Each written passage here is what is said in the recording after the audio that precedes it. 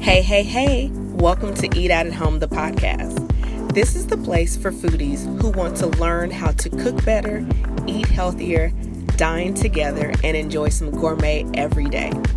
I'm your host, Chef Evelyn, and on this podcast, I share with you my best chef secrets that I've learned from teaching thousands of people how to cook via online and in-person cooking classes, healthy eating workshops, and from my well-seasoned career in the culinary field.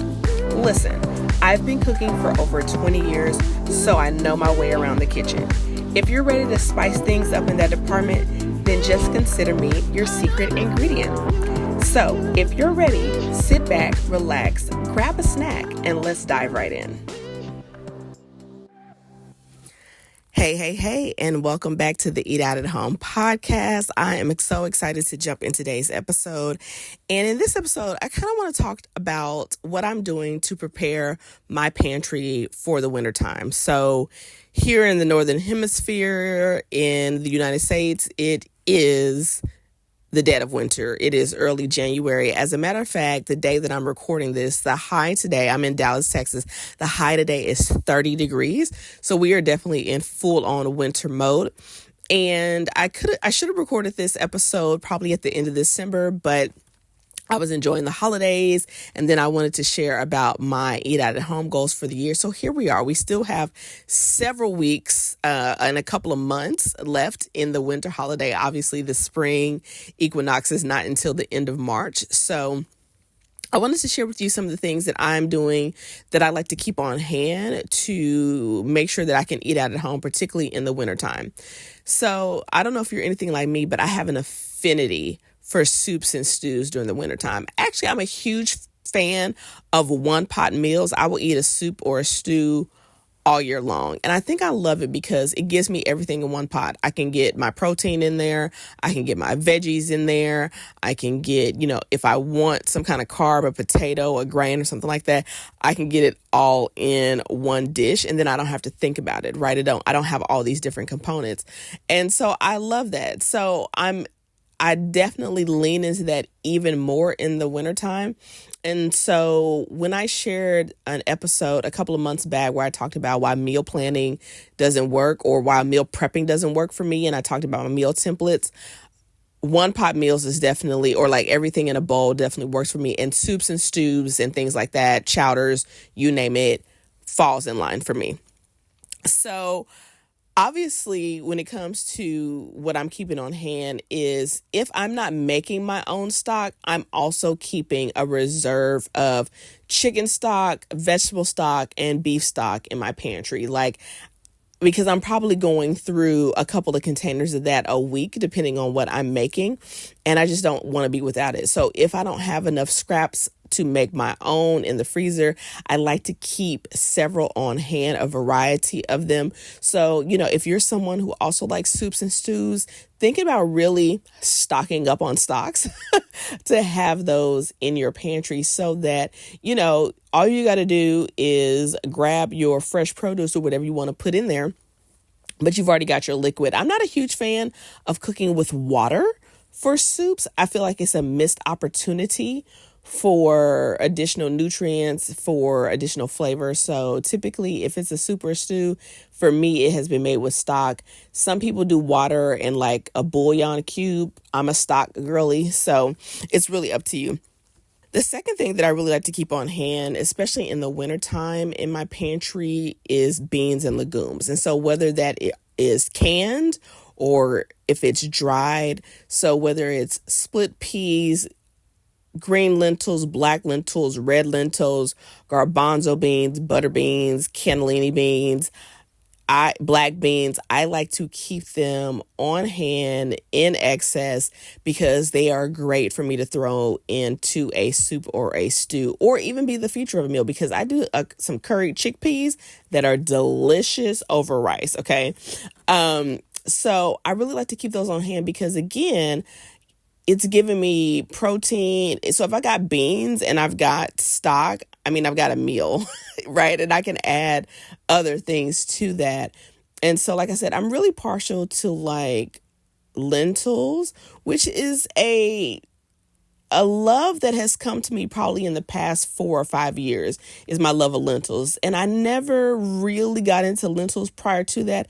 And I just can't get enough. I have to keep them on hand. I've loved green split peas since probably culinary school. And of course, always garbanzo beans, white northern beans, or what we used to call navy beans. And then most recently, butter beans. And so I like to keep some things dried. I like to keep some things canned. I like to have those on hand so that I can make those into soups because, I don't necessarily want to put rice in a soup because it's just going to sit and continuously absorb the liquid and get mushy. The same thing with like a pasta. And then obviously when it comes to, if you don't want to do, beans or something like that. I mean, potatoes work, something like that. Or you can add in rice or farro or quinoa or couscous or something after the fact. You can make dumplings, things like that. But for me, as far as keeping my pantry stocked, I definitely want to have beans and legumes. Now, with that being said, dried herbs. Now, I keep spices all the time. I think I have like 60 something different spices, seasonings, what have you in my pantry. I typically don't keep a lot of dried herbs. I'm typically a fresh herb person. If it's parsley or cilantro or basil or oregano or rosemary or thyme or chives, typically I am a fresh herb person when it's available. But in the wintertime, I also like to keep some dried herbs on hand. Now, spices are different. Spices are all year round, but I definitely like to keep some dried herbs on hand. Sometimes I just don't want to go out in the cold to the grocery store to pick those up, which is why one of my goals this year is to start my indoor herb garden. Let me know, by the way, if you are somebody that has an herb garden, because I really need to get on that. But I love keeping dried herbs on hand. And one of the dried herbs that I've rarely kept on hand, but I'm actually going to add to my collection this year, is dried mint. Because my experience with dried mint is that it has a completely different flavor profile than fresh mint. And I want to be able to play with both of those, but I also want to be able to use dried mint in a lot more savory applications. So I'm excited about that. And then also, I like to keep in my pantry, I love a good tea. Now, some people are coffee people and some people are tea people. Some people they don't like hot beverages. But if you are a hot beverage person, okay, whatever that may be for you, coffee, tea, stock up on it. I love herbal teas. So right now, I think I have about 15 different types of tea on hand. I specifically prefer herbal teas. So it's going to be like ginger or red raspberry leaf or green tea or matcha or nettle or hibiscus or things like that. So not a lot of necessarily black or white teas, but definitely a variety of green teas and different herbal teas, dandelion leaf and things like that. I enjoy that. And the thing about me and tea is that it serves a myriad of purposes for me. So one, I just enjoy the taste of herbal tea. So that's at the top. Secondly, I love the experience of tea. I think one of the things that makes warm drinks so comforting and so desirable is that they require you to slow down. You cannot chug a hot cup of tea or a hot cup of coffee. You can't chug it. You have to intentionally savor it and drink it slowly and slow down. You can guzzle a bottle of water, right? If you've got something cold or something cold and fizzy, you can guzzle it down, even if it's room temperature. But when it comes to tea or when it comes to coffee, it's like there is no rush. And just even the practice of preparing it. So like getting my kettle and, bringing the water to the boil, and then also steeping the tea, and then, choosing what my sweetener of choice, if I choose to have a sweetener. So is today going to be honey? Am I going to do a little, oat milk creamer in there? Is it going to be agave? Like, is it going to be maple syrup? Like, what am I going to do? And I just have an affinity for mugs. Okay. I just love a good mug. And so any excuse to purchase a new mug, which I don't need, but also to have that experience of preparing the beverage, I enjoy. And then, like I said, just sitting down with it. And so right now I am in my fiction novel era. So a cup of tea, a good book on a cold, cold day or a cold, cold night.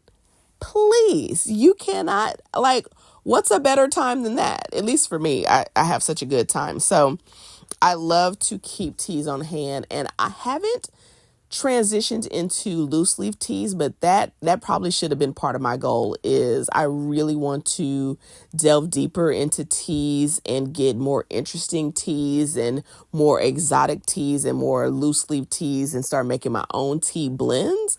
That just sounds like a good time to me.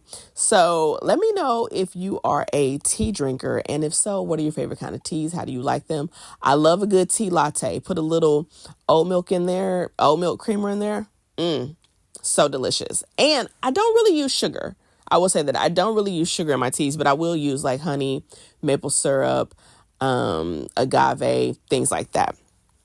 And then last but certainly not least, when it comes to preparing my pantry for the winter time, and this is actually not a pantry tip, but it's for my freezer, is I keep it stocked with proteins. I keep it stocked. Now, part of this is just so I can minimize how many times I need to go to the grocery store. But also, again, when it comes to soups and stews, I'm keeping stew meat on hand. I'm keeping, ground proteins on hand. I'm keeping frozen fish at this time. So maybe I want to do like, some poached fish and like, a ginger garlic miso-y type broth, right? So I'm keeping lots of proteins in my freezer so that I can also have those to add to my soups or stews if I so desire. Sometimes the soups or stews are vegetarian or even vegan, but sometimes they've got some good protein in there. And so I'm typically not buying a lot of stew meat or stew cuts in the summertime, but in the wintertime, I like to have those on hand. So like recently I picked up some lamb stew meat. I've got some beef stew meat. I've got chicken thighs for if I want to do something with that. I've got some heartier white fish if I want to add that in there. It's just a good time. And that also reminds me, I keep things like coconut milk and things like that for my curries and stuff like in the pantry. But I love to stock my freezer with proteins. And that way, when it comes to going to the grocery store every week, what I'm doing is I'm going in and I'm grabbing perishable things, fresh fruit, fresh vegetables, herbs. If I'm choosing to use fresh herbs, I'm grabbing, eggs, things like that. And so I haven't been eating a lot of bread recently. I think I might have to get on my sourdough game. Okay. I might have to pull out my bread baking skills, which also is so therapeutic in the wintertime. Like, think about this. A nice thick bowl of stew, a toasted piece of homemade sourdough, your favorite tea, and a good book. Tell me that doesn't scream wintertime. So with that being said, those are the things that I like to keep on hand for my winter pantry. Let me know, are there things that you kind of like to keep on hand? Do you think about sort of transitioning your pantry from season to season, depending on how you like to cook and how you like to eat? Like I said, I like stocks, beans and legumes, dried herbs, teas, and keeping my freezer packed. So let me know if you're going to incorporate any of these things into your winter kitchen / pantry preparation, or if there are things that you like to keep on hand for the things that you like to cook. Let me know in the comments below, or if you are listening to this on Spotify or Apple, you can tag me on Instagram at Chef Evelyn. The link to everything will be in the description box. Make sure you're checking out the vlog channel. I am sharing, the life and times of me and food and kitchen. And so that's exciting to watch. And if you just go to youtube.com/Chef Evelyn, you can find it all there. So listen, happy winter cooking, and I will talk to you in the next episode. Thank you so much for listening. If you enjoyed this podcast, head on over to chefevelyn.com and join the Inside Dish. That's the place where you and I can stay connected and where I can send you culinary inspiration, occasional recipes, and some food for thought. And if you're curious about what I'm cooking in between episodes, then follow me on Instagram, YouTube, and Facebook for some more delicious behind the scenes. Don't forget to jump on over to iTunes and leave a review. And remember, it's absolutely okay to enjoy some gourmet every day. I'll see you next time.